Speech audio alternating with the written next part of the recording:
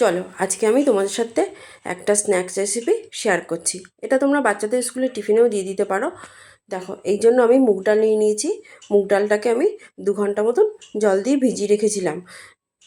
এরপর খুব ভালো করে আর কি জলটাকে ঝরিয়ে নিয়ে শুকনো অবস্থাতে মুগ ডালটাকে আমি বেটে নেব। দেখো, শুকনো শুকনো করে মুগ ডালটা আমার বাটা হয়ে গেছে।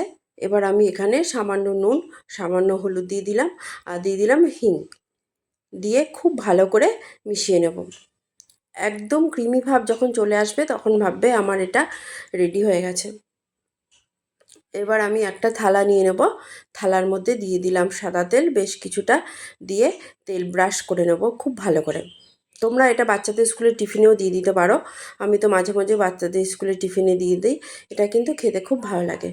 দেখো, ওইদিকে আমার থালার মধ্যে তেল ব্রাশ করা হয়ে গেছে। তারপর আমি ব্যাটারটার মধ্যে 1 চামচ মতন ইনো দিয়ে আবার খুব ভালো করে মিশিয়ে নিলাম।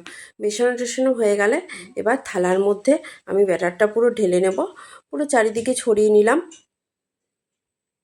দেখো, এইদিকে আমি খুব ভালো করে ছড়িয়ে নিয়েছি। এদিকে একটা গামলার মধ্যে জল বসিয়ে দিয়েছি, তারপরে একটা স্ট্যান্ড দিয়ে দিয়েছি। জলটা যখন ফুটবে তখন আমি এই থালাটা বসিয়ে দেবো, দিয়ে মাত্র 10 মিনিট ওয়েট করবে। 10 মিনিট পর দেখবে উপরের দিকটা শক্ত হয়ে গেছে, তাহলে ভাববে ওটা রেডি হয়ে গেছে। এবার ওটা আমি ঠান্ডা করার জন্য রেখে দেবো। এবার এইদিকে দেখো, একটা আমি চাটনি বানিয়ে নিচ্ছি। এই জন্য কড়াই দিয়ে দিলাম 1 চামচ মতন সর্ষের তেল, এই 1 থেকে 1.5 চামচ মতন।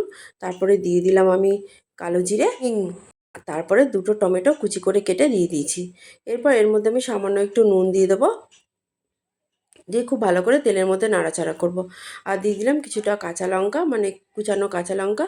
তোমরা ঝালটা নিজেরা বুঝে দেবে, আমার ঘরে বাচ্চা আছে বলে আমি ঝালটা কমই দিই। দিয়ে খুব ভালো করে নাড়িয়ে চেড়ে নিলাম। টমেটোটা যখন মজে আসবে তখন ওর মধ্যে আমি জল দিয়ে দেবো। জল দিয়ে এই ধরো 10 মিনিট মতন ফুটতে দেবো। আর এইদিকে দেখো, যেটা আমি রেডি করেছিলাম থালাটার মধ্যে, ওইটা একদম ঠান্ডা হয়ে গেছে। এবার আমি এটা ছুরি দিয়ে কেটে নেব। দেখো, এবার তোমাদেরকে দেখাচ্ছি। দেখো কত সুন্দর জালিদার তৈরি হয়েছে। যেহেতু আমি ওখানে ইনো দিয়েছি সেই জন্য জালিটা মানে জালিদার তৈরি হয়েছে। আর এটা কিন্তু খুব নরমও হয়, খেতে কিন্তু দুর্দান্ত লাগে, আর অনেকক্ষণ পেটও ভর্তি থাকে। দেখো, তোমাদেরকে তুলে দেখাচ্ছি। দেখো দেখতে কত সুন্দর লাগছে। ব্যাস, এইদিকে দেখো আমার এটা রেডি হয়ে গেল। আর যেটা আর কি মানে চাটনি বানিয়েছি, স্যুপও বলতে পারো, যা ইচ্ছা, ওটাও রেডি হয়ে গেছে। সামান্য একটু চিনি দিয়ে নাড়াচাড়া করে নামিয়ে নিলাম। এবার একটা বাটিতে আমি কিছুটা ঢেলে দিলাম। তারপরে এই বরফি বরফি করে যেগুলো কেটে রেখেছি স্ন্যাক্সগুলো, সেগুলো এর মধ্যে দিয়ে দেব। দিয়ে একটু নাড়িয়ে চাড়িয়ে নিলাম চাটনির মধ্যে। আরও কিছুটা ছিল বাটিতে, সেটাও ওপর দিয়ে আমি ঢেলে দেব। ব্যাস, আমার স্ন্যাক্স রেডি হয়ে গেল। সকালে খাও বা বিকেলে খাও, সবসময় তো রুটি পরোটা খেতে ইচ্ছা করে না, সেই কারণেই এই স্ন্যাক্সটা তোমরা বাড়িতে বানিয়ে খেতে পারো।